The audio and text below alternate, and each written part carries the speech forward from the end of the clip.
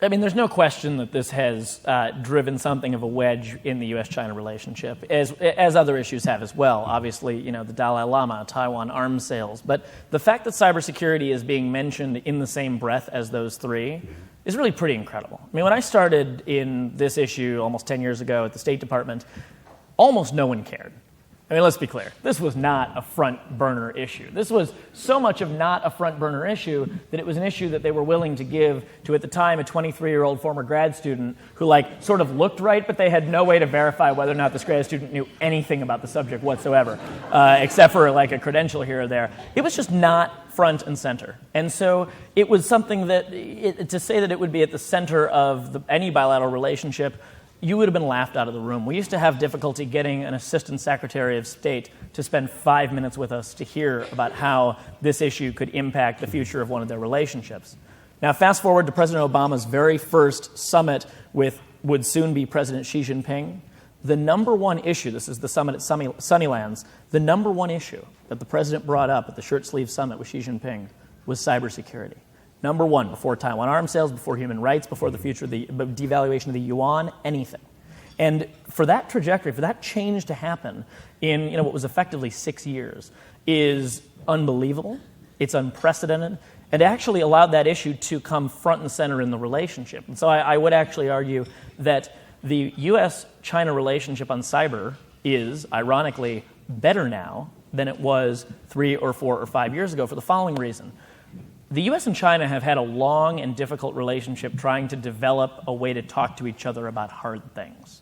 The U.S. and Russia have, by virtue of the Cold War and its inheritance, been able to talk about hard things for a long time.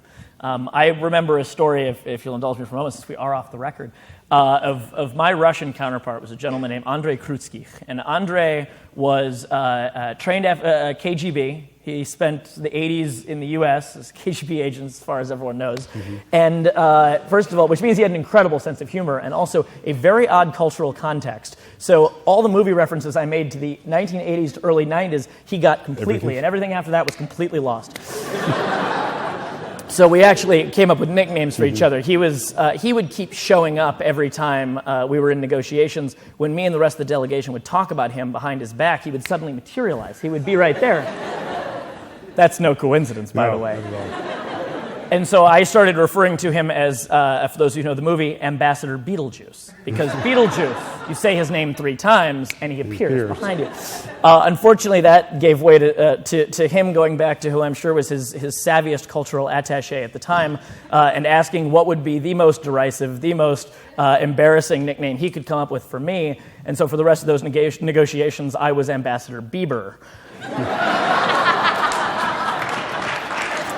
Because of the haircut that unfortunately is featured on your program. The reason I tell this story is as follows.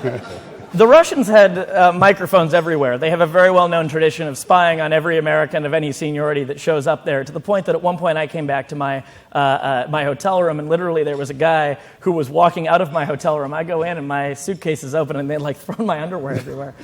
And so the next morning I show up at the negotiations, and I go up to Andrei, and I say, Ambassador Beetlejuice, I have to say, since I've been here in Moscow, I have really felt the love. I have felt so close to the Russian people because I know that you're taking my visit seriously. I mean, just this morning, your guys came into my room and did such a good job. Not their folding of underwear could use some improvement, but, I'm feeling good service. And he turns to me, and with a sort of sense of humor that only he could have, having spent all the years that he did in spying, and he pulls me aside and he says, Ambassador Bieber, when you come to Moscow, we give you big bear hug.